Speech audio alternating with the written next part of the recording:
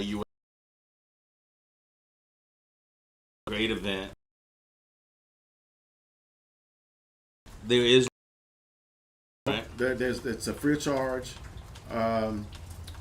Free of charge. We'll have a cash bar.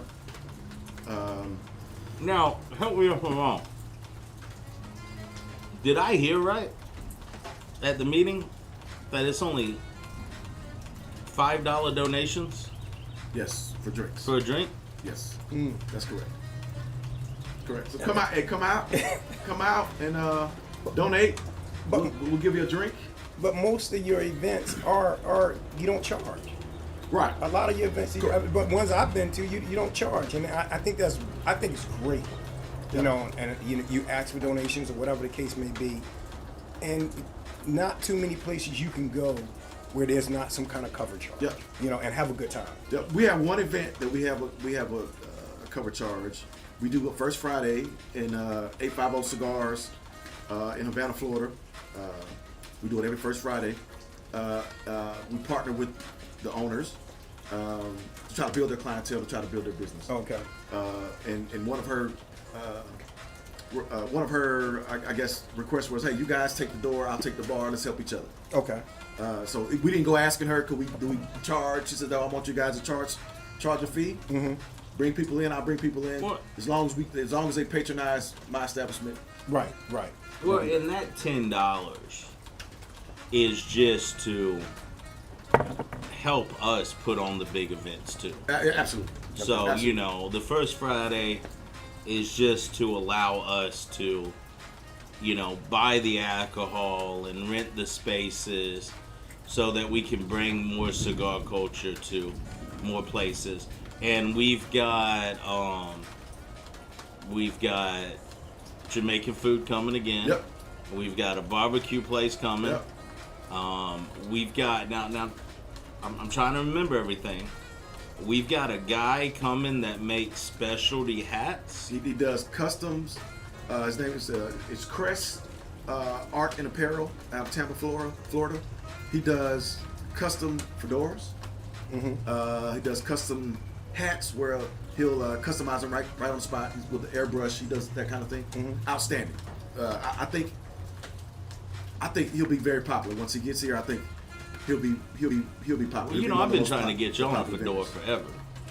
I wear fedoras. Y'all know I'm a fedora wearer. When you see these fedoras that this guy makes, you'll be impressed. They're outstanding. I just about can't go anywhere without my hat on now. And when is that? When is he coming? He's coming on the 20th. On the 20th. He'll be at the park on the 20th. Okay. Yes. So hold on. Before we go on we got an event that you'll like. Okay. So we partnered with Indigo Hotel here in Tallahassee, College Town.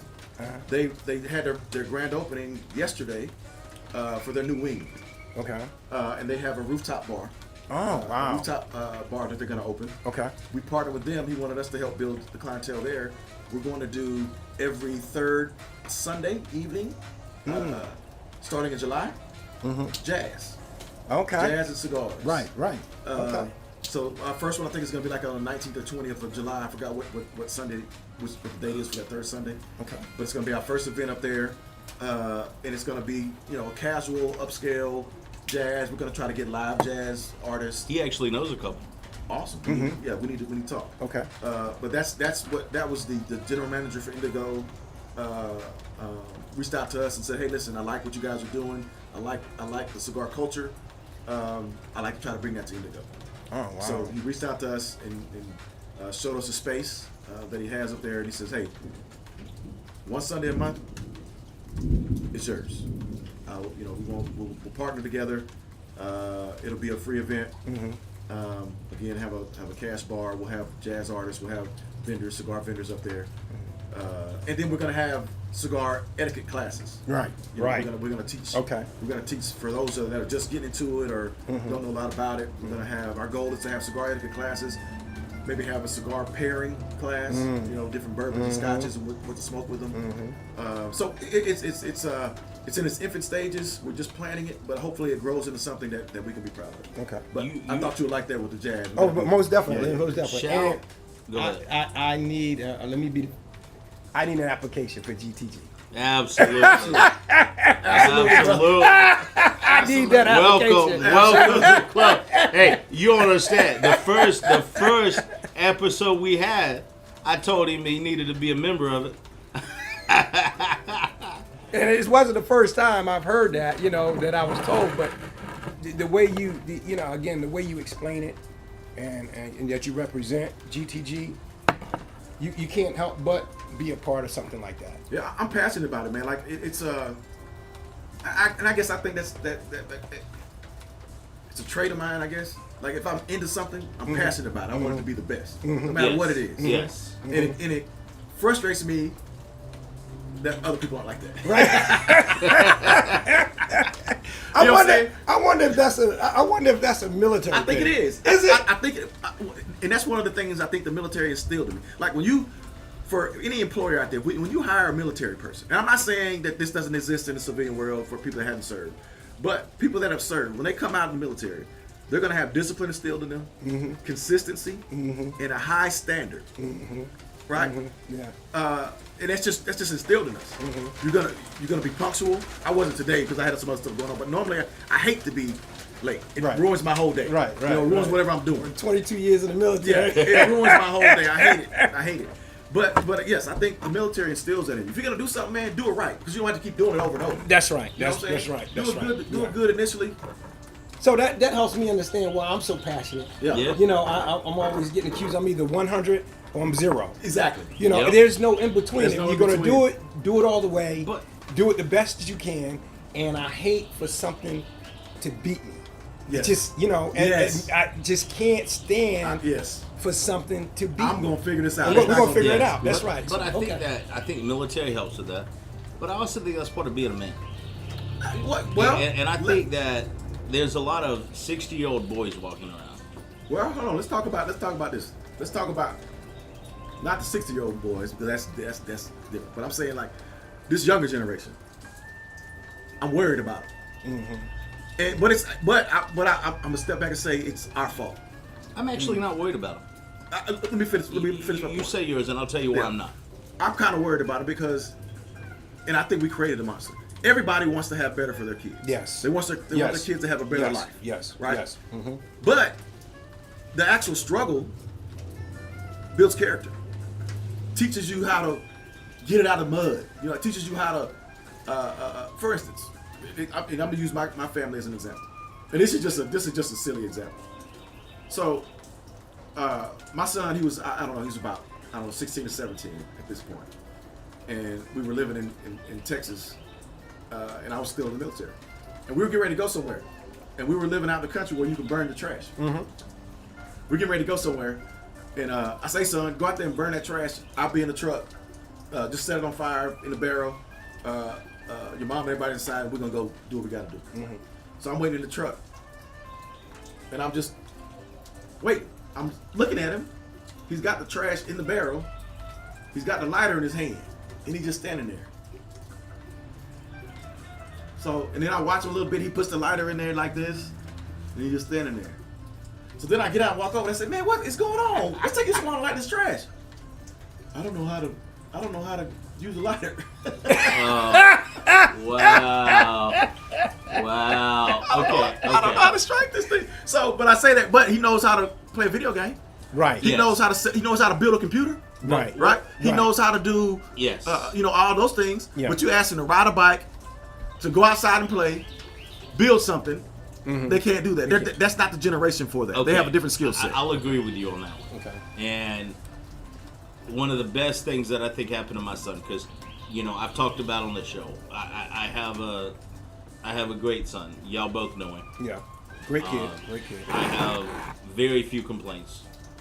My mom always says that if he stays the way he's staying, I could never be accused of raising a teenager. But I purposely set him up at an early age to where I took him around men that were doing things in their life. And then I took him to work with me where, he got to go see people living in the projects, people living in sheds, and people living in $1 million houses. But I purposely set him down with people that at the cigar lounge, and of all different walks of life, and see how real men communicate. Mm-hmm. And I put him in a good church to where, different walks of life are. I have the privilege of going to a church with a black pastor and 2 white deacons. Which unfortunately is unheard of, but it shouldn't be. Right. And so, but the one thing I have always faulted myself with is that I was not financially stable enough to do what I always wanted to do, and that's buy a farm. And I haven't been. And not that, and land prices have gone through the absolute roof on us. And because I do miss the hard work that I had to do growing up. And he started volunteering at a horse ranch. And I will never forget the first couple of days. That's recently, right? Recently, yeah. Yeah, okay. And you remember him Friday at Jerry's. Friday, yeah. He wasn't even his normal talkative self. Mm-hmm. Tired. He was tired. and I looked at him and I said, so all those stories that Daddy tells so colorfully, welcome to the real world. Mm-hmm. And I do think that the younger generation do need to learn the definition of hard work. Oh, absolutely. But I do think the reason why I have a lot of hope for them is that so many of them look around and they see the relationships that their daddies had. And then they look at the relationship that their grandfather and great-grandfather had. And they want that. Yep. They no longer want the, society has told us over and over and over again that, you got to be a man to handle a strong, independent woman. And men don't want that. No. Grandfather didn't want that. No. Grandfather wanted a submissive, respectful, loving wife. That's right. Now, that's a touchy subject, but I think it's that's the difference in the culture nowadays. Like, and I get it. Women had to do that because men, we weren't stepping up to the plate. Right. For the most part. Right. Well, now, were we not stepping up to the plate, or were we forced away from the plate? Either way, I think there's the truth of both of those. Okay. I think there's truth of both of those. Yeah. But I think because of that, women took on different roles, right? They took on. They were the breadwinners because most of the time they were single moms, 2 or 3 kids, whatever, and they had to do those things. Now, to me, I think the difference is okay. You had to do that to survive. Now you got a man. Yeah, you got a man in your life. What are you gonna do? Yep. You know what I'm saying? Are you gonna stick to that, or are you gonna be more traditional? Submit to your husband. Let him be. In a lot of times, there are a lot of successful women making a lot of money, right? For me personally, I don't care if I don't make a dime. If I'm the head of the household, I'm the head of the house. That's right. Well, That's right. And I know for me personally, and I take a lot of slack for this, but so be it. It is what it is. I don't care how much money my woman makes. I just don't. Her income means nothing to me. A real man, a true man, They don't. They don't. It doesn't matter. You can't come to me telling me you make this amount. You just we don't care. Yep. We don't care. My future wife can sit at home all day if that's what she wants to do. She can go to work if that's what she wants to do. As long as her household duties are handled. That's what I care about. And I was pretty straightforward when I decided I wanted to get remarried. I set out with a list of who I was and what I expected. We've had this conversation. And I got laughed at a lot by Now my wife. his list is for a woman to be tough to listen to. for a modern woman. Right. But that's what you want. But that's what he wants. But that's what I wanted. Right. And I think when you look at my list, I think my list is what the majority of men want. They're just too afraid to be man enough to say Say it. Okay. And so they settle for women as 3 guys that have been divorced, settled for women. That wasn't what we really wanted because society told us we were too old-fashioned. Society gave us sitcom after sitcom of the woman married down The husband married up. The woman was the smartest person in the relationship. The man was a bubbling idiot. And we bought that lie. And my second time around, I looked at it and I was like, my dad had it right. My mom stayed home most of the time. When we got a little bit older and they got a house, my mom went to work long enough to pay the house off. And that's all she did. Mm-hmm. She went to work long enough to pay the house off. As soon as the house was paid off, she went back home. Mm-hmm. And her kids were already older. They didn't need her at the house anymore. I was in high school when mom went back to work. My brother, I think, was a senior in high school. She worked long enough, put all the money towards paying the house off, and went back home. Mm-hmm. And my dad had the final say in everything we did in the house. Didn't mean my mom didn't have an opinion. Didn't mean my mom wouldn't tell her opinion. Mm-hmm. But when my dad said no, it was no. My dad did not even know how to work a washing machine till the day he retired. Mm-hmm. Now when he retired and they were both at the house, they kind of both did a little bit more, kind of housework together. Like they would cook together and then they would, do the dishes together because they were hanging out with each other. Mm-hmm. And they loved hanging out with each other. I mean, they were the best friends and they could spend all day with each other. But when Dad went to work, he would come home to dinner on the table.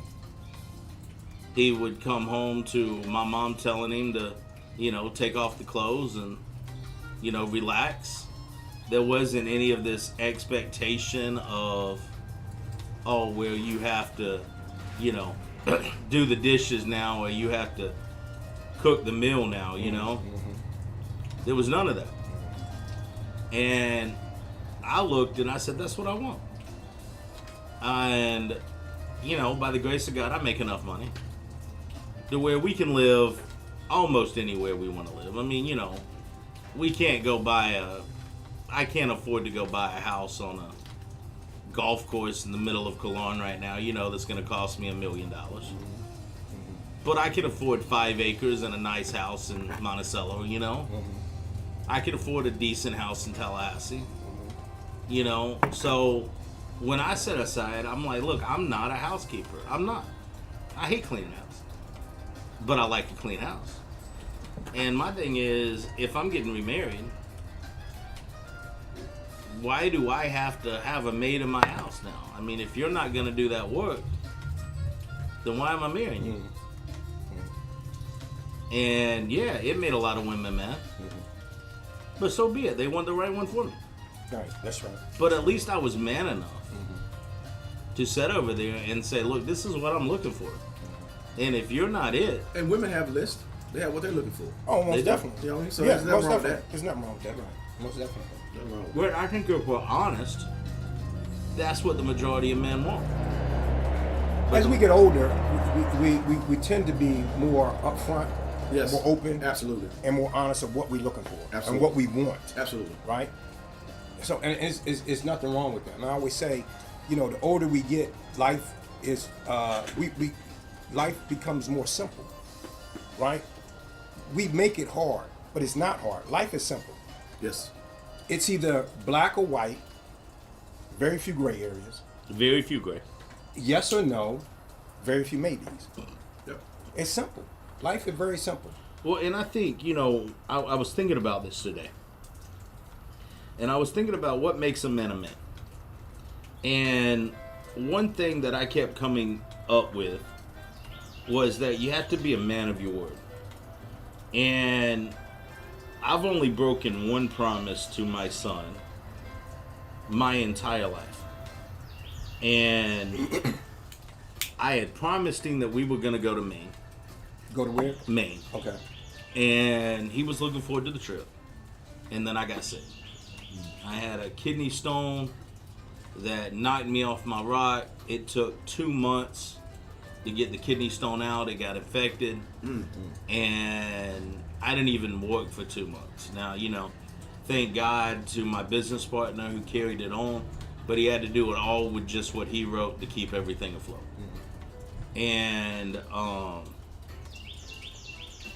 so, I mentioned, I told him one time, I was telling Sully, and I said, I've never broke a promise to you. And after that, he reminded me, he said, well, you broke one. And I was like, well, guess what, we're going for summer vacation this year. There you go. And it was a great vacation, by the way. If you've never gone to Maine, you need to go to Maine during the summertime. It is gorgeous. There are no mosquitoes. There are no sand gnats. There are no spiders in Maine. And it is 70 during the day and 50 at night. And but I think first and foremost, a man has to be truthful, but not a tell-all. Yes. Because we know a couple people like that. we do. We do. Tell-alls. And there is nothing worse than a man that tells everything about everybody to everybody. That's not in a man's nature. No, it's not. That is something flawed about that man. There's a man code. Right. Like things, it's something like a barbershop code. Like things you talk about at the cigar lounge, they shouldn't go any further than that. Right. You know what I mean? Like it shouldn't be in the streets anywhere. Right. Right. So, and it's like this. It brings up a different point. We're gonna try to change the direction just a little bit. My wife will show up at the cigar lounge every now and then. Oh yeah. But I have to tell her, I say, hey, look, I like that you come up here, hang out with me a little bit, but this is my hangout, not yours. Right, you know what I mean? right. This is my hangout, not yours. And just because, like when you're here, guys are respectful, so we won't talk about things that we might talk about if you weren't here. Right. You know what I'm saying? Right. So I say, I don't mind you coming up here. I was like, but let's not make it a habit because it kind of compromises the integrity of conversations that, somebody might need to talk about some stuff that, that's not suitable for your ears. Right. And every woman, when she hears a story, relates it back to them or you. Yeah. You know what I'm saying? Always. So they could be saying what they're going through at home, and it's like, well, what did you say? Or what did you got? What does that have to do with you? All that. Always. So just to alleviate that, and this is my hangout, not yours. And don't get me wrong, I enjoy nothing more than pouring my girl a shot of Amarillo sour. She loves it. Giving her a flavored cigar that she likes to smoke. And I'll put on some music outside, either jazz or, early 90s R&B. And we'll sit outside and we will have a great conversation. And gentlemen, if you've never smoked a cigar with your wife, you're missing out. No, I've done it. But this is a very important thing you touched on. Guys need guy time. Yes. And Absolutely. I think that is a big problem in a lot of relationships nowadays, is you have a lot of women out there that don't understand that. They do not understand that the best thing you can do for your significant other is to give him 1 or 2 days out of the week where he can come home at 9, 10, 11, whatever. Give him those couple of days a week where he's hanging out with the boys. And if it's at a place like a cigar lounge, wife, you don't even have to worry. There's no threat. I promise you, I will promise you with my hand on the Holy Bible that if he starts looking at another woman and more than just she's a good-looking woman, those boys will pull him back into reality faster than you can imagine. And I think that's the part they don't understand. Like when you're hanging around like-minded people, that understand the dynamics of a relationship, have been through bad relationships or been divorced or whatever, and know that you got something good going now, they're not gonna let you screw it up. You know what I mean? No. They're like, hey man, what are you doing? What are you doing? That that's not you shouldn't be doing that, man. And that's part of guy code. You're talking about a guy code. That really is, and that's something that I don't think women understand, because the modern women always have that one friend that's always telling them they'd be better off single. Guys don't, because they're single, they don't have nothing. Yes, but guys aren't like that. No. if you have a really good friend, you're not going to allow them to stray. Nah. You're just not. And you will make them mad sometimes and not care and be like, look, you're going to go home to your wife. You're not doing that right now. Yeah. And now don't get me wrong. And I know both of y'all are married, and I'm not talking about either one of y'all, as I've never been approached that with either one of y'all, and I want to say that, you know, in case your wives watch this. But it's just a man code in general that Yep. that we protect. We protect each other in all situations.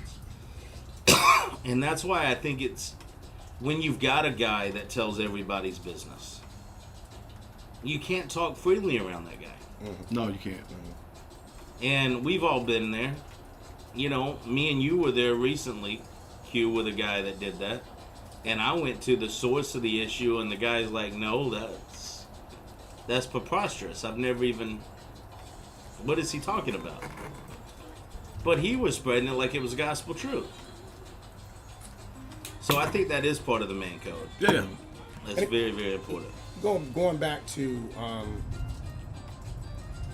you know, coming from a father standpoint, and you say you never broke any promises to your kid, and when you said, "Oh, I never broke," he said, "Oh, there was one." Mm-hmm. Children remember. Yeah. Absolutely. They remember. They like elephants. They don't Right. forget. They don't forget. And that just shows you the importance of being there and doing what you say you're gonna do, because that child or that kid remembers. That Yep. excuse me. What you just said is what I live by. Do what you say you're gonna do. Do it right. 100%. If I say I'm gonna do something, I'm gonna break my back trying to do it. Right. I don't care what it is. Yep. And I don't care, you know, what it's about. If I said, if it came out of my mouth that I said I'm gonna do it, I'm gonna do it. No, I'm gonna do it. 100%. And you know, and I had an associate pastor at church when I was young. Before I had a kid, he looked at his kid and he said, "I don't know if we're gonna do that or not." And my dad was like that, but I'd been around so many adults that would just say yes to the kid and then not do it. And I asked him, I said, "Why didn't you just tell the kid what they wanted to hear?" He said, "I don't lie." He said, "And I don't think I'm gonna do it." He said, "If I tell them we're gonna do something, we're gonna do it." And that always stuck with me. And I had parents that didn't lie to me about anything. You know, we talked about it earlier on the show. I told my kid there wasn't a Santa Claus. I told him there wasn't an Easter Bunny. Told him there wasn't a Tooth Fairy. Didn't mean we didn't watch Santa Claus movies and enjoy them. But, you know, I never forget, he was in kindergarten. And a teacher asked him if he was looking forward to Santa Claus coming. And he said, "Well, Dad said if a fat man in a red suit come down his chimney, that's why he's got a 45. What you doing here? And but I think we lie to our kids about everything, and then we expect them to trust us. And how can you expect a kid to trust you if they spent the first 6 years of their life you lying to them about a fat man in a red suit, That's a good and point. then you lie to them about everything? How do you expect that kid to trust you? And then we wonder why our kids go out and do things that are horrible that we tell them not to do. Well, you've lied to your kids so much that when they're 16 and 17, they don't even know what to believe from you. Well, the sad thing is, I mean, I think we value the relations we have with our children. Other people don't, right? You know, but and they might not have come from that. You know, they might have come from a broken home or a father that wasn't, you know, honest or wasn't there, whatever. But the things you do, especially in the young, impressionable ages of kids, matters. Right. Like Right. you have to build a foundation in these kids. You do. You can't be hands off and expect a different result at the end. You cannot be. You have can't. to be hands on. You have to be hands on. You have to be matter of fact, honest. You have to prepare them for what's out there. And if you have a son, now daughters are different. Forgive me, but when you have a son, you need to take him to the man places. You need Absolutely. to set him They gotta go to the down. barbershops and hear these conversations. Right. Barbershop, They gotta go. cigar lounge. Yeah, they gotta go. Yes. Have them sitting there while you're smoking a cigar with the boys and hearing how actual grown men communicate with each other. Ronnie had a really good, successful friend of ours tell him that loves him to death. Told him, said, your hardest part of your life is going to be the next 3 years of your life. And Ronnie looks at him like, what are you talking about? He's in high school. He said it's because you talk like a grown man and you're in an environment where they don't appreciate grown men. He said when you get out of high school and you go to college, Yeah. he said college is going to be so much easier for you than high school. Mm-hmm. He said because you already have that grown man vocabulary and you're developing that grown man mentality. Mm-hmm. And he said when you get out to the actual world, they'll appreciate it. Mm-hmm. But the indoctrination of masculinity is so bad that they hate masculinity so much that, and he's had some problems. Nothing major. Mm-hmm. But he said a few things that weren't even bad. Like he said on I got called into the principal's office because he was talking about immigration. And they were talking about it, and wherever you fall in immigration, that's up to you. But Ronnie just said, well, in the rest of the world, they just kill you if you go to their country illegally. And oh my God, how dare he say that? So I'm sitting in the principal's office, and I'm like, I don't mean to be rude to you, but did he say anything that wasn't factual? And the principal's like, no, but we can't have him talking about killing people. I was like, well, he didn't say he wanted to kill anybody. He just said the rest of the world, this is how they handle it. And I was like, what's wrong with him telling the truth? Mm-hmm. And they got all up works about it. And I'm like, all he did was, and of course, I was very polite and I didn't have that, disagreement in front of the principal because I'm never going to do that. Mm-hmm. Never going to see my son see me disagree with somebody in his authority. Yeah, authority, right. Like that, because I teach him to respect authority. But we've gotten to a point where man can't even tell the truth anymore. And I would prefer to be broke, living in a shed without running water, than to go back to not being a truthful man. Because at least when I tell you something, it's a God's honest truth. No, I think that's important, man. I think it's important to. I mean, if these kids, if these young men don't get it from us, where are they going to get it? Where are they going to get it? Right. The streets. Right. Definitely wrong place. You know what I mean? We've got to step up as a society. Mm-hmm. We see the need, mm-hmm. right? We've identified the need. We've got to step up as men and start being a part of these kids' lives. Not necessarily saying it's even got to be your kid. Right. Oh, I agree with you 100%. But there's a need, man. These kids are struggling with being a man. Yeah. Mm-hmm. Because there are so many single moms, and a lot of it's our fault. I'm not, letting men off the hook. A lot of it's our fault, but we can fix the problem. They have to be receptive to it, of course. And us as men, we got to be assertive in trying to get involved in some of these kids' lives. They're not all lost causes. Mm-mm. You know what I mean? Well, think about your dad. And me and Greg have talked about this on the show many times. My dad was a father to everybody. Everybody that showed up at his front door. Mom would feed them, and Dad would treat them like they were one of his. Mm-hmm.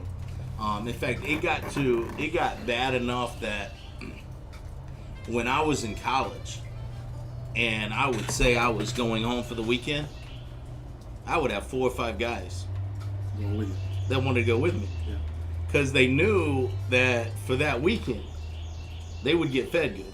And you know, in college, when you poor, Absolutely. A good meal is hard to come by. So I got a story kind of like that to into that to that point. So my son, when he was in high school, had some buddies, and I was active in my son's life. Not as active as I wanted to because I was in the military. I was gone a lot. But when I was there, and your kids don't appreciate it. You know, they don't appreciate, for lack of a better term, how good a dad you are or how involved you are. oh yeah, yeah. They don't see it. They don't see it, right? right. But when his other friends always wanted to come around, like, man, your dad is so involved. He's so Yep. cool. Yeah, this, that, and other. yeah, And my yeah. son being embarrassed. You know, he's Yeah. embarrassed of the things I do. Yeah. But he doesn't see, hey, they don't have that. Right. And they're Right. looking for that. Right. They would love to have what you have. It's that is just an interesting story. And that's something that we have to, you know, unfortunately, that's the conversation that we have to have with our kids. Yeah. We had Adam on the show last week, and I kind of adopted Adam as my son because of the appreciation I had for his dad, and I would see the kind of interaction. Dad is a great man. No, yeah, Doc's a great dude. Love Doc to death. Yeah, great man. And I didn't, you know, being a father, I saw that interaction where, you know, Adam would kind of play him off to the side like he wasn't, you know, the man that he is. And I was like, hey, and I had to pull him aside and say, listen, man, you know, you have a great father. Your dad is a great man in so many circles. And I want you to appreciate him. I want you to show him, you know, a little bit more appreciation. Yeah. You know, so we have to point those things out. Absolutely. You know, unfortunately, but like you said, our kids don't see it. No. You know, I still, you know, the things that I went through as far as fighting for my kids and raising them, and you know, I'm kind of going through that with my kids. You know, even now, you know, my daughter used to call me upset. What's going on? You're not. I need you. She told me, I need to learn how to be a father to adult kids. I need to learn how to be a father. I need to learn how to be a father to adult kids. What are you talking about? What are you speaking Girl, of? What are you talking about? You are an adult now, right? Right. You got there somehow. Now, don't get me wrong. And I look at my dad. Oh, that's funny. That's funny. And you That's know, funny. I will say that relationships do evolve. My dad went from being, you know, my protector, my caregiver, to, before he passed away, one of my closest friends. That's right. And but the respect level was always there. Mm-hmm. I never treated my dad like I would treat my best friend. Mm-hmm. But I think this is an important conversation to have. You know, there was a study done, and I want to say it was done by Harvard and Columbia. And what they did was they took 20 different high school kids and 2 different groups, 10 apiece.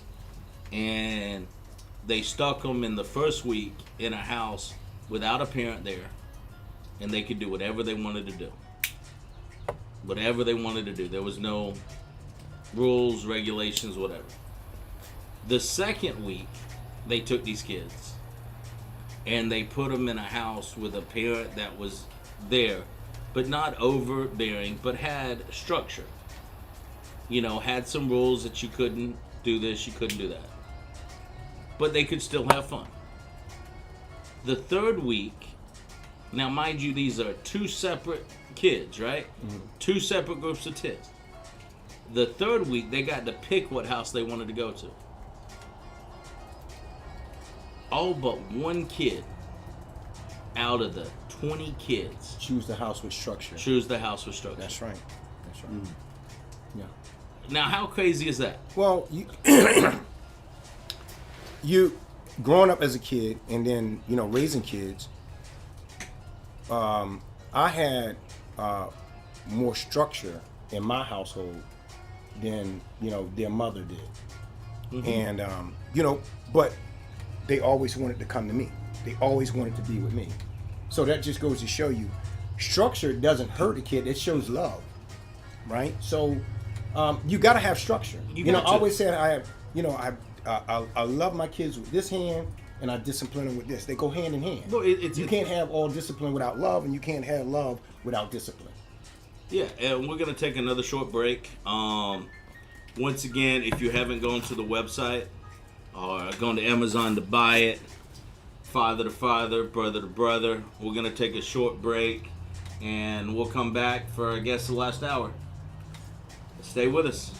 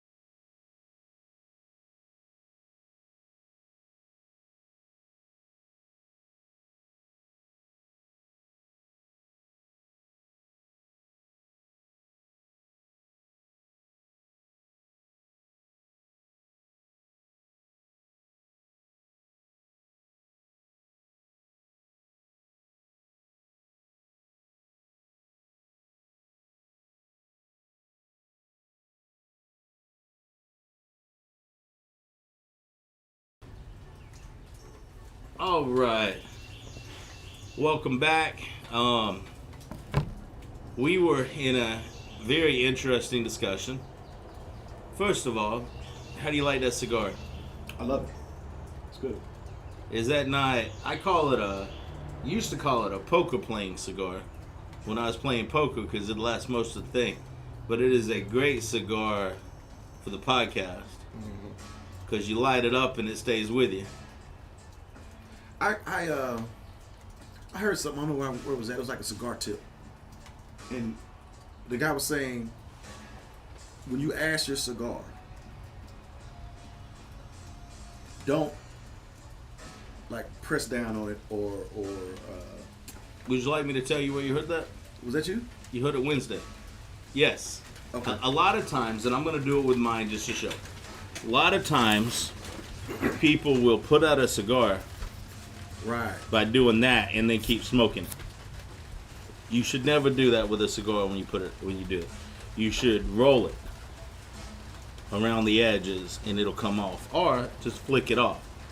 And now I've got to actually blow through my cigar now and get the ash out of there.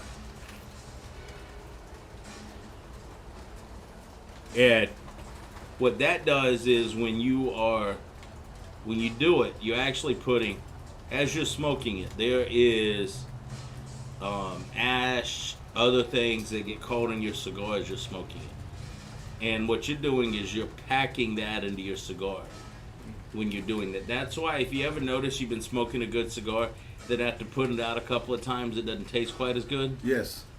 And that's because you're putting all that back into your cigar. Anytime your cigar stops tasting as good, you should take it and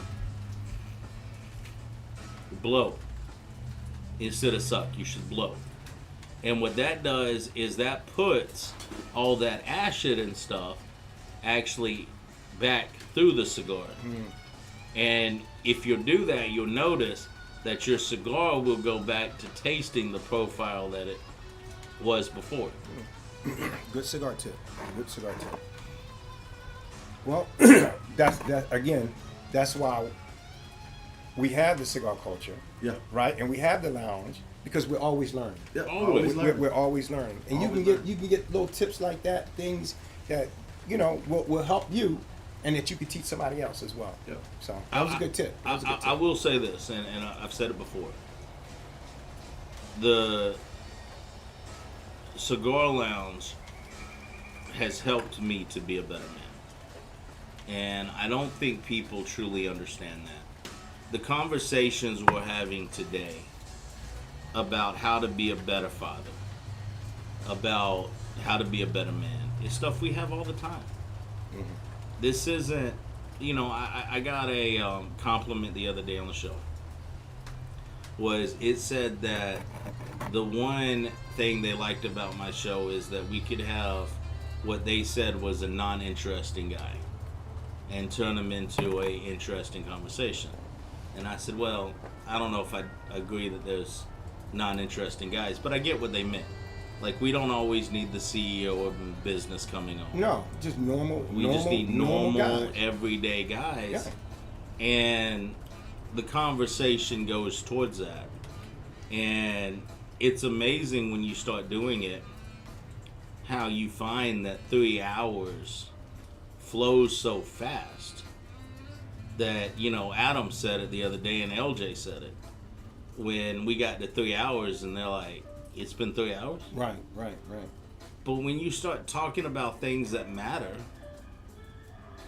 things just seem to go faster. Yeah. And, That's any good conversation. Yeah. any good conversation. Well, you know what? Time is flying. Time is flying. Yeah. And, we don't script here. There are no set questions.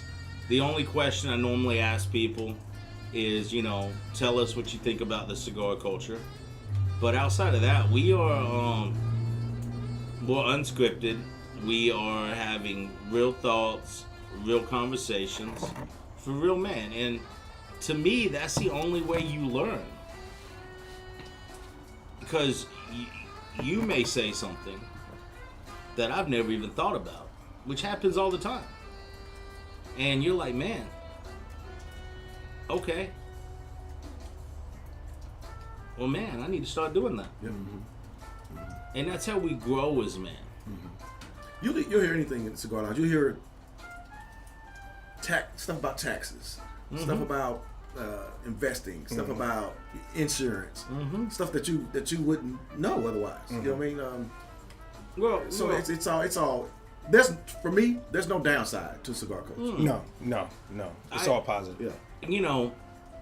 You say that, but I have learned, speaking from personal experience, I have learned about trust being at a cigar lounge. I have learned the difference between a Roth IRA and a traditional IRA at a cigar lounge. I have learned taxes at a cigar lounge. It's kind of funny because most guys that are single looking to get married that have any assets need to put those assets in an irrevocable trust, but I have no idea what an irrevocable trust is. And I will give you my definition of it. Of course, mind you, this isn't what I do, so what I'm about to give is not legal advice, but we should probably find somebody on that does that and have them come explain it. So it would be a great thing. But an irrevocable trust, like say you own a house and you're looking to get married, you can put that house in an irrevocable trust, and now the trust owns the house. You don't own the house anymore. So, and y'all know how I feel about vows and how you should keep them as long as you possibly can. So, I'm not an advocate of divorce by any means of the imagination. As Greg likes to say, I wouldn't wish that on my worst enemy.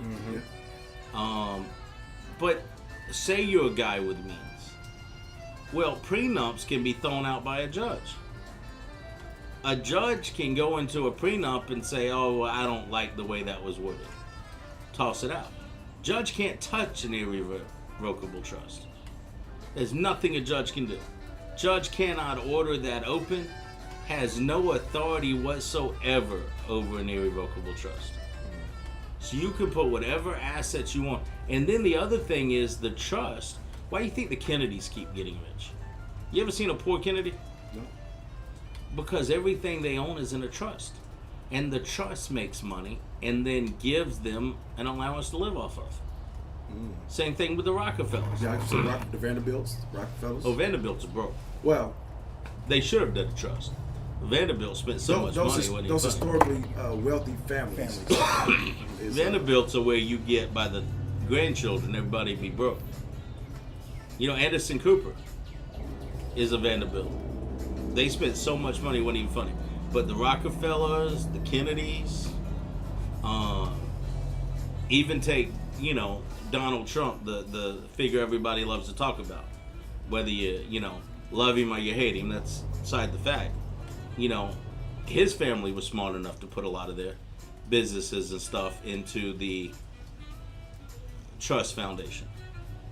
You know, where they own it, but it's owned through that. So, and trusts get different taxes that they can pay and stuff. It's really amazing what a trust does, but the average person doesn't even know it exists. Well, I'll say this, and I'm gonna speak about the black community here. Those are things we don't get taught. Right. Yeah. And I think it's important for black people to hear somebody that looks like them teach those kind of things. To just to see that's attainable. Yes. You know what I mean, like I hate to have it, you know, black and white a race, but we're not educated about those kinds of things until you go out on your own and you figure it out yourself. Like, but why can't we be taught that at a younger age? How come how come they can't teach that? I'll say this in school or as a child. Those are valuable lessons and valuable nuggets of information that are necessary if you want to be successful in America. Right. And I'll say this: I come from a poor white background, and I find that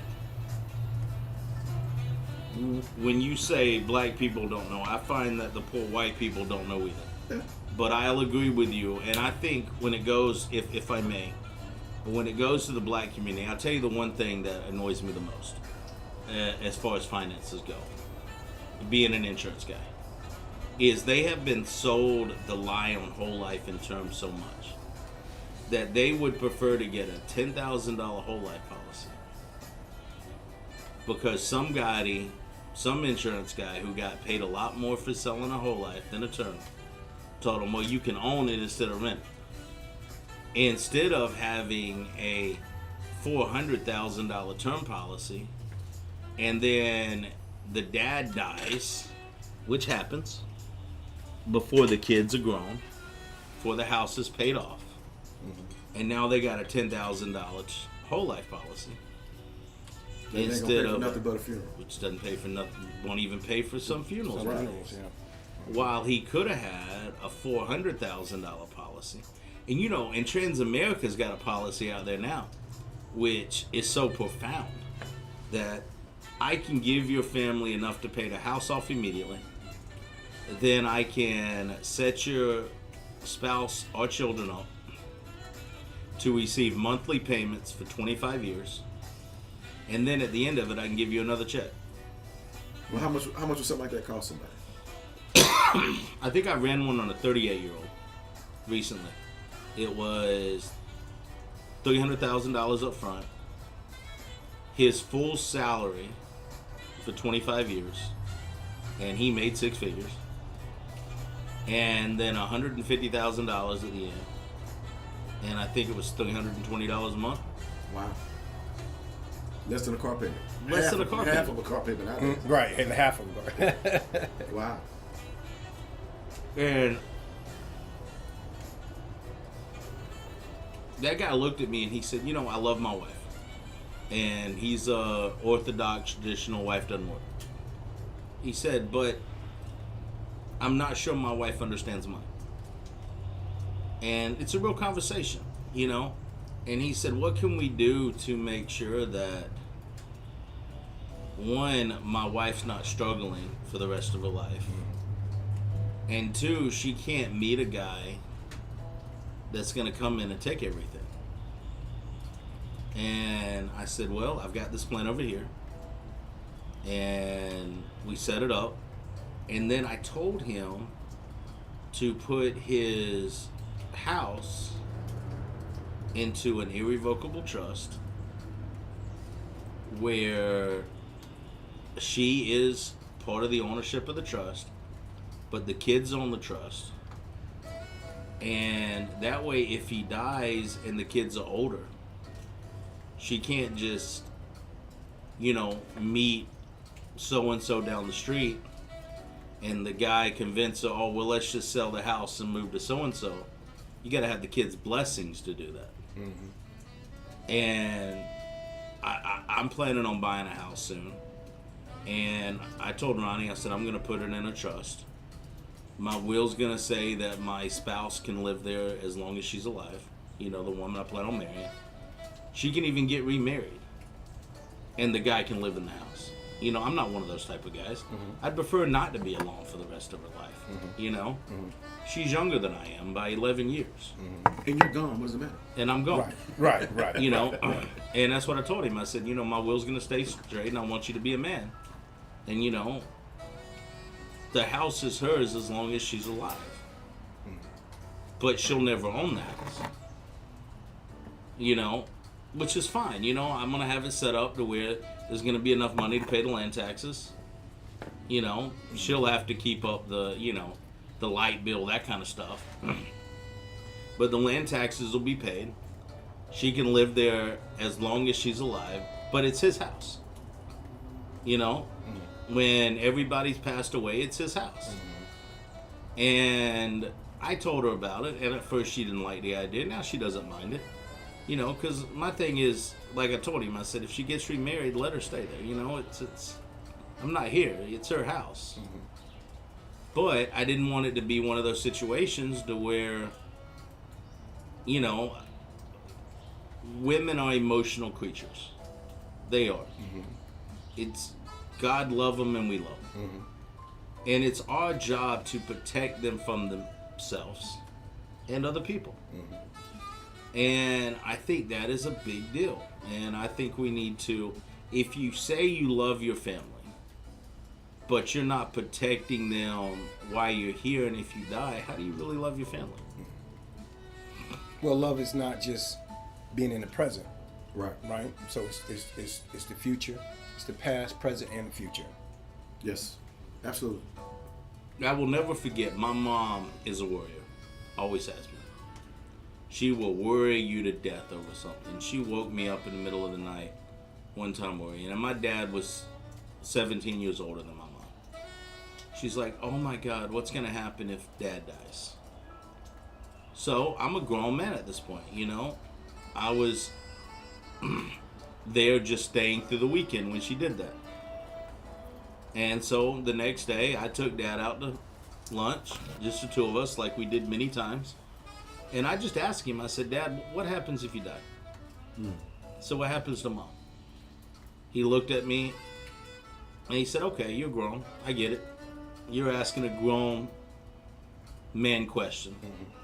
And he said, she gets paid the same amount for the rest of her life as she does if I'm alive. And I was like, oh, okay. And he said, yeah, no, I set up my retirement to where she gets all of it. You know, so the difference is she's going to get paid the same amount with one less mouth to feed. And my dad passed away last year. And that's exactly what happened. My mom's got she's not rich off her retirement, but she's comfortable. He left her a paid off house, money in the bank, and a retirement to where she can go out to eat every day with her sisters and hang out with her friends and don't have to worry about anything. And I think that's part of being a man and protecting and providing for your family.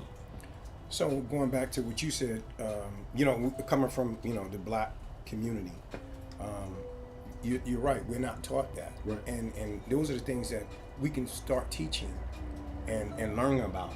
I would like to learn more about it. Yeah. So we had somebody to come on and, like you said, tell us about that trust and investments and things like that. What insurance, what we can do while we're here, so that our loved ones are taken care of once we're gone. Yes. Yeah, we're not taught that. I was never taught that growing up. No.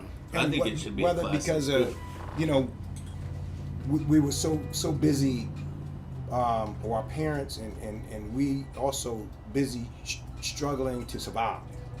We're taught get your education, get a good job, and live happily ever after, and it's more to it than that. No, I totally agree. No, that's how you Totally. build. You hear it, especially in the black community. You hear that generational wealth,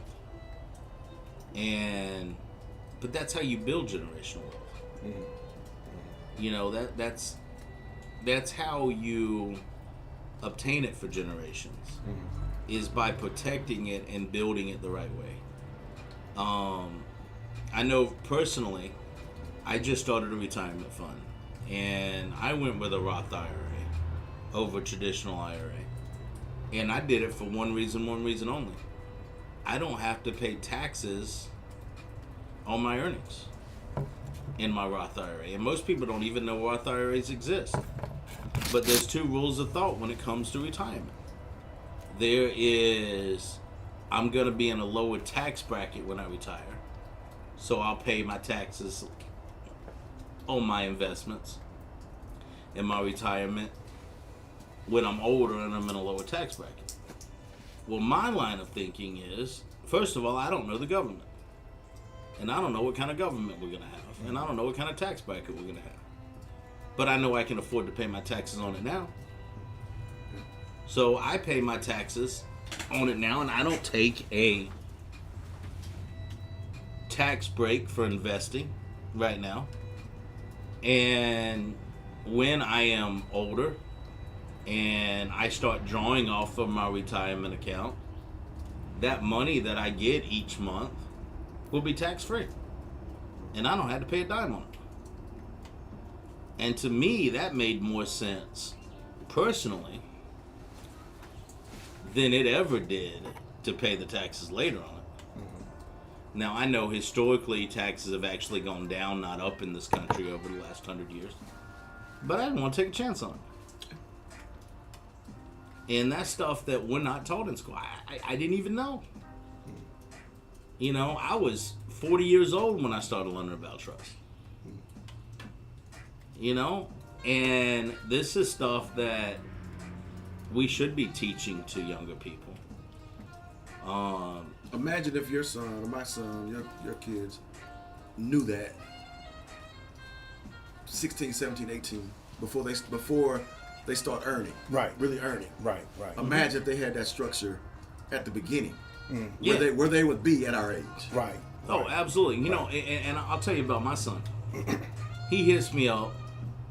I got him a Cash App card, so I can send him money when he needs money. Great playlist. Great. Oh, playlist. okay, good. Thank you. I'm digging it.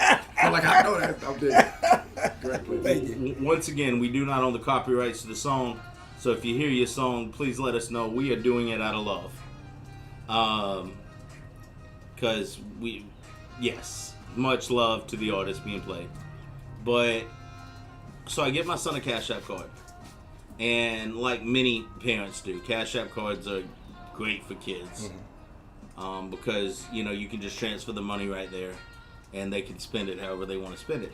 Well, my son asked me, he said, I'm going to send you a document through Cash App. Can you sign it? And I'm like, for what? He said, I want to buy stocks. I'm like, oh, okay, sure. And my son, at 16 at the time, he's 17 now, was actually researching stocks that pay dividends. Wow. I don't even own a single stock that pays me dividends. Wow. My son was researching stocks that paid him dividends. and then bragging about it when he made like 7-8 cents worth of dividends. Mm-hmm. And I'm like, son, you're gonna be more wealthy than your dad ever was.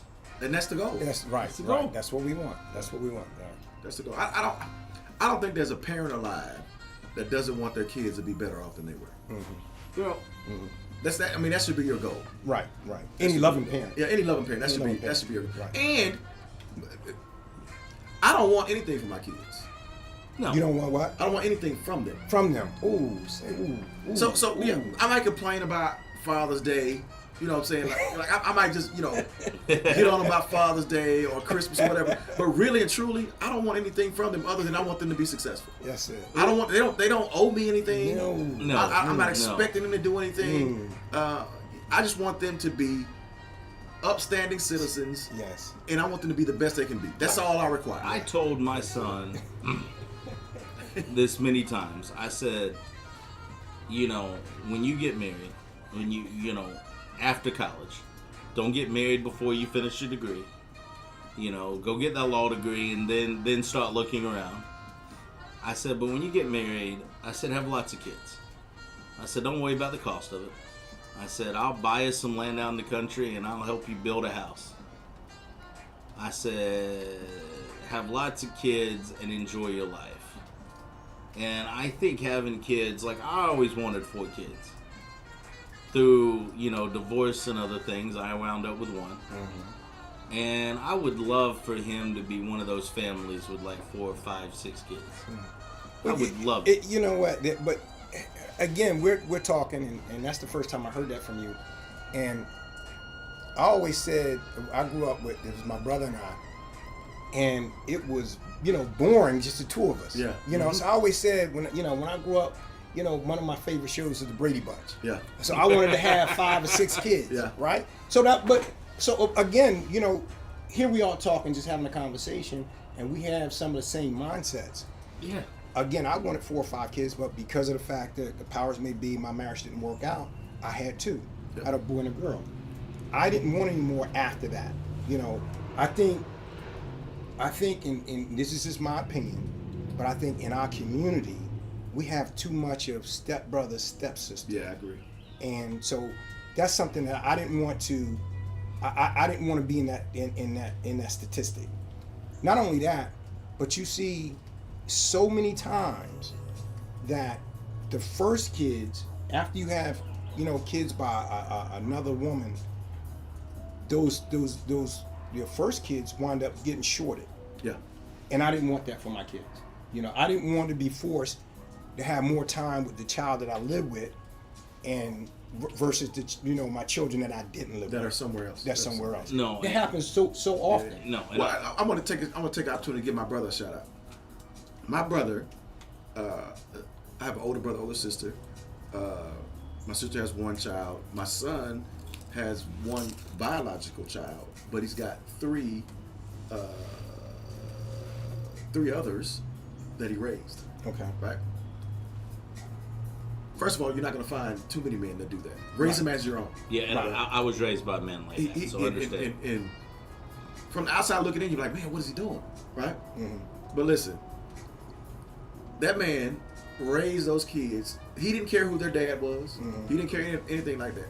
He raised those kids like they're his. Mm-hmm. All of them call him dad. Mm-hmm. All of them, that's the dad that they know. Mm-hmm. And I commend him for that, because there are not a lot of people that do that. No, that's right. That's right. And he didn't skip a beat. He didn't think of it as a burden. He didn't think of it as anything. It was just something that he had to do. Mm-hmm. Right? This is the lady that I love. This is the cards we were dealt. Yep. Let's make the best of it. And that's rare.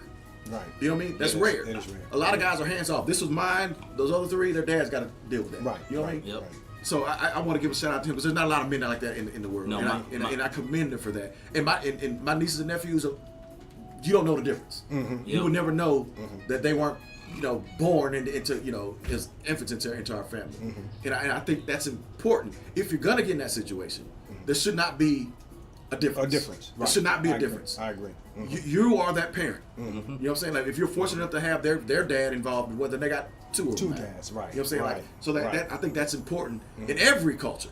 But that's the stance you need to take when you get in that situation. No, I was raised by a stepdad.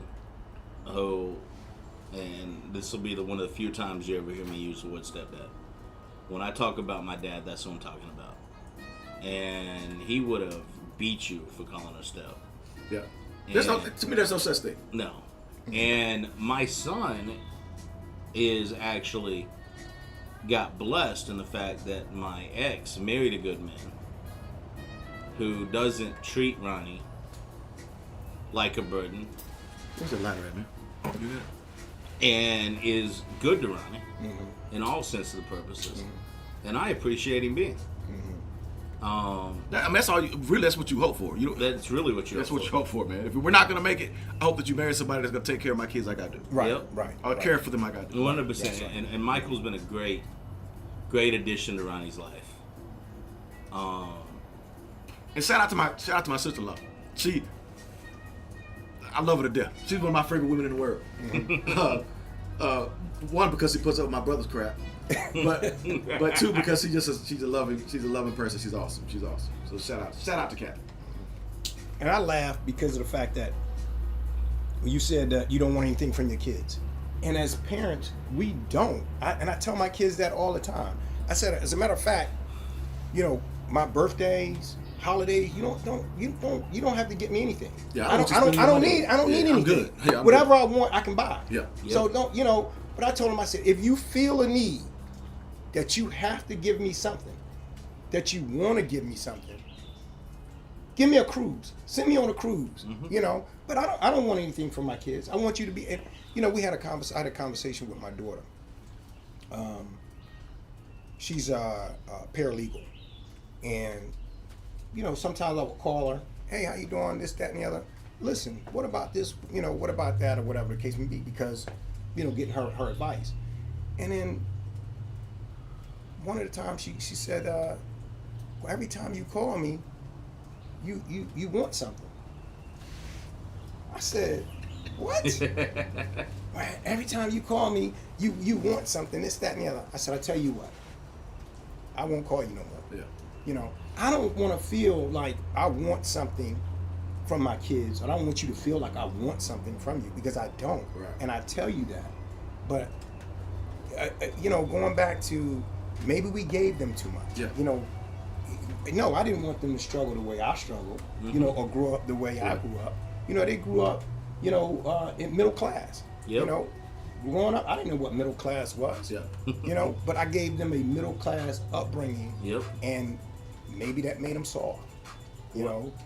Again, we want them to have more than what we had. Well, I think the fine line is, and up until Ronnie started working at the horse ranch, I struggled with this because I loved my boy, but he was a little soft, and I didn't know how to get that softness out of him outside of sending him to like a boxing gym or something, and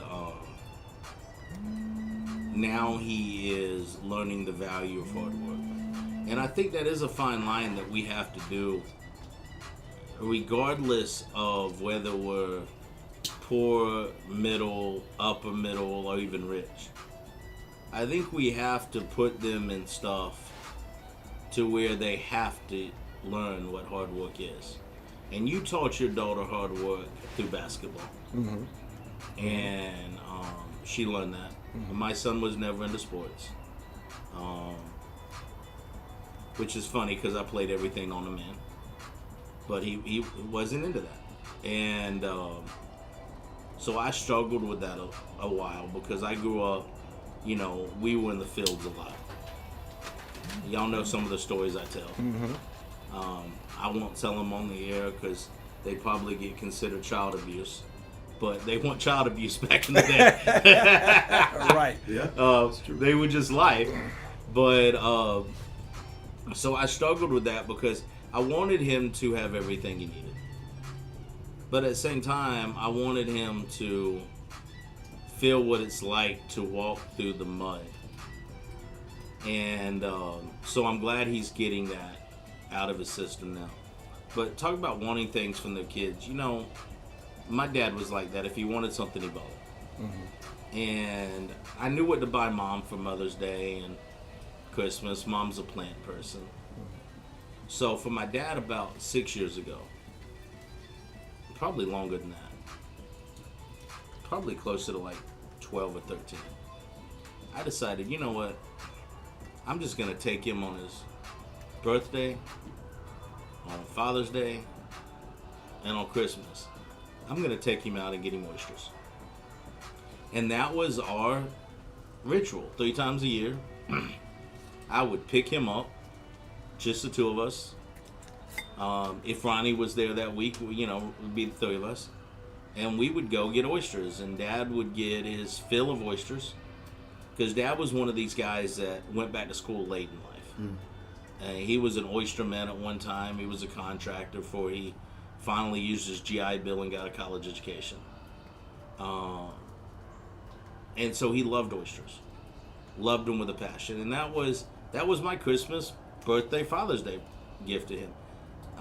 But as he got older, I'd spent more time with him, you know, getting him out of the house because he couldn't get out of the house on his own.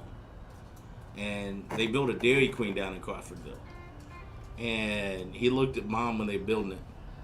And he got this little sly look on his face. He said, "There's one more place that Jay can take me." Okay. So he loved you some ice cream. Okay.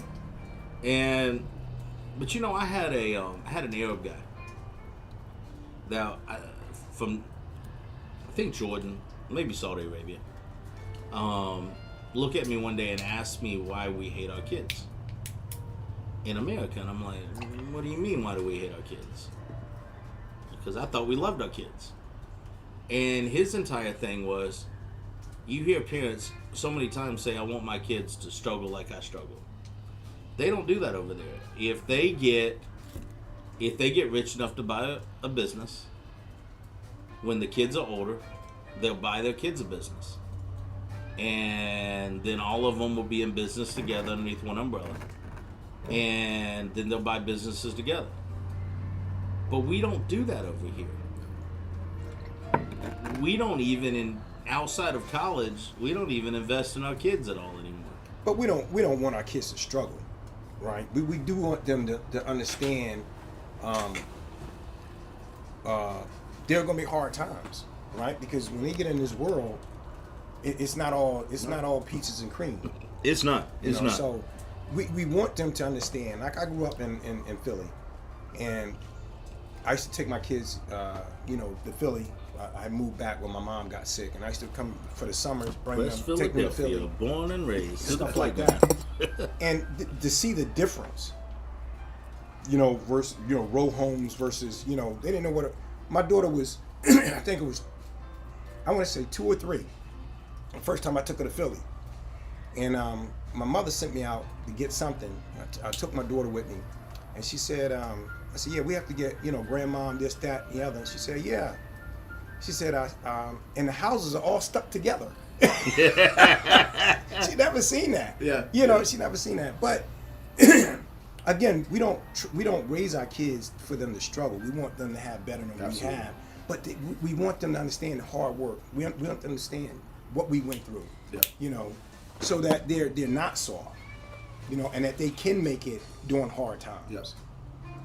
And that's huge. They're lacking that knowledge. Yeah. I don't know how to fix it, other than just having conversations. But that's a fact. Mm-hmm. And I say it's our fault, but what would you have done different? You know what I mean? Like, there's nothing you would have done different. Nothing different, Because right. you want them to be better than what you were. Right. I don't know how to fix that problem, but it exists. That is a realistic problem that we are facing. You know But what again, I don't know how would fix love it. to see, and unfortunately you don't have it too much anymore with work. And this is something I think the laws need to change too. When we were teenagers, if we wanted to make some extra money, we would go to a construction site. Cut yards, We would cut yards, pick cans up, whatever. pick up cans. Shovel snow. I don't know anything about shoveling snow. Okay. I as LJ would say, I am a son of the South. I am. I know nothing about the shovel and snow, but you know, I wanted Ronnie to go work for a friend of mine that does construction, and he was 15 at the time, and he had a guy I trusted with my life. Great dude, good godly man, and I wanted Ronnie to go to work for him for the summer. He was working on a couple of beach houses, and I thought that would be great work. Mm-hmm. And he told me I can't hire him. I was like, why not? He said the Lord won't allow me to. He can't work construction unless he's 18 or he's married.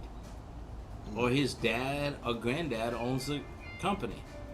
And I think we have put so many laws out there to protect people that we have missed kids. There was a guy growing up that used to grow peanuts where I lived. And he would hire us out, give us $100 to help him do the peanuts in the field when it was time for the labor. Mm-hmm. He would give us $100 and all the peanuts we could carry. Mm-hmm. I mean, and we would go with, we all had trucks back then, you know, country.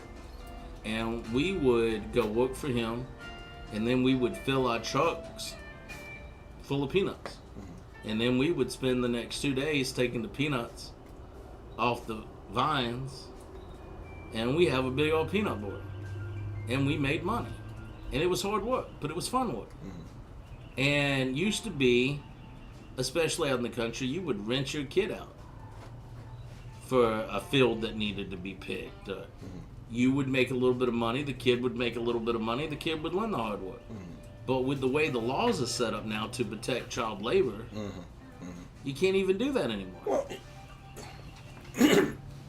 you know, you can teach your kids hard work, you know, without sending them out to a field or sending them, you know, to work and things like that. I think when my kids got older, my daughter got older, and she wanted to work, and I said, no, you got a lifetime to work. Yeah. You know. Yeah, I just said the same thing. But I gave them, they had chores. Yes. Right. You okay? My son. Hey, you need to cut the grass. Yeah. You know, that lawnmower broke. We're going to go out here and fix it. You know, things like that. Same thing with my daughter. She had her chores and things like that. So we could teach them hard work in that way. Don't skip out on giving them chores and giving them things to do. But as far as I know what this world has to offer them, and you're going to be working for the rest of your life. So I just need you to continue to go to school, get good grades, and I got everything else. Yeah. No, I agree with that. I didn't want him to have a full-time regular job. And some of it was selfish on my part. I'm not gonna lie, because I know I only get him every other week, so I didn't really want to miss out on the dad time. Right. But I did want him to learn some hard work, and I did regret not, you know, and I use the field because that's how I grew up, you know, and I did regret him not, you know, playing any sports or anything like that. But, you know, that's his choice. My dad was like that with us. My brother didn't play any sports. Dad was like, he's got one rule. He's never going to force you to do anything like that when it comes to athletics, but if you start it, you finish it. You finish it, right. There's no such thing as quitting halfway through a season. And, but I do think there are volunteer stuff that they can do. Oh, most definitely. That kids should get involved in. One, because colleges like it. Colleges and scholarships love the volunteer hours. I think it's mandatory. Most colleges now, you got to have some type of community service work. And I think as soon as your kid is able, I think you should take them out to a food bank, feed people. I think you should set them up maybe at the, you know, if they love animals, set them up at the animal shelter in your town. Let them clean the kennels and stuff. Let them get out there and do that. One, it's hard work. It teaches them responsibility. And two, they might find something they actually like. Ronnie's fallen in love with horses. He didn't know anything about them. But he's learning that horses treat you like you treat them. and a lot of people don't know that about horses, is that if you go up to a horse scared, this horse is going to be scared of you. You go with confidence, a horse is going to be confident in you. And that is a great analogy for life in general for a man. Mm-hmm. Because how many times have we told our friends, our kids, just be confident in what you're doing? Mm-hmm. And hard work teaches that confidence. I'll never forget when I had to build, I was going into my, I think it was sophomore year, high school, might have been freshman. Anyway, Dad made me take driver's ed. Because he's like, look, I get a 15% discount on you if you take driver's ed. Guess what? You're taking driver's ed. Right. And I read on one of the things I had to change the tire. And I'd never changed a tire on a car. And I asked Dad, I said, how do you change a tire on a car? I'll never forget it. My dad said, if you change a tire on a tractor, you can't change a tire on a truck. You ain't got no business driving my truck. He said, now get out there and figure out how to do it. And so I went out there and I figured out how to do it. Mm-hmm. But my dad was pretty adamant. I'm not teaching you how to do something that's common sense. If you can't figure it out using your brain, then we need to go back and figure out where I went wrong. Mm-hmm. I hate to cut it short, fella, but I got a fire I got to put out, man. Okay. All right. Well, we're about to wrap it up anyway, so we'll go ahead and wrap it up. We're getting close to that 3 o'clock mark. Q, it was a pleasure having you. Listen, man, I enjoyed it. We'll have to do it again. Hopefully Yes. we'll have you back soon. Mm-hmm. Greg, it is always a pleasure to have you on. Thank you. Once again, if you haven't gone to the website, haven't gone to Amazon, it is Father to Father, Brother to Brother. Great book. By the book. It is phenomenal. I call Greg the luckiest guy in the world, the most blessed guy. You'll find out when you read the book why I say that. Go to the website. The website is www.grobinsonpublishing.com. You'll find a synopsis of the book. You'll find a little bit about me, and also there's a book trailer as well. And June 20th, for those in Tallahassee, the park is on Centerville. If you're going south on Centerville, it's before you get to the hospital. If you're going north on Centerville, it's right past the hospital. Show up, drink with us, smoke with us, enjoy us. Find out why we say cigar culture is the most important culture outside of a church that you're going to find. Gentlemen, I appreciate y'all coming on. GTG Cigars. Yes, sir. Yep. I'm Yes, looking sir. for my application. Gotcha, brother. It has been a pleasure. Been a pleasure.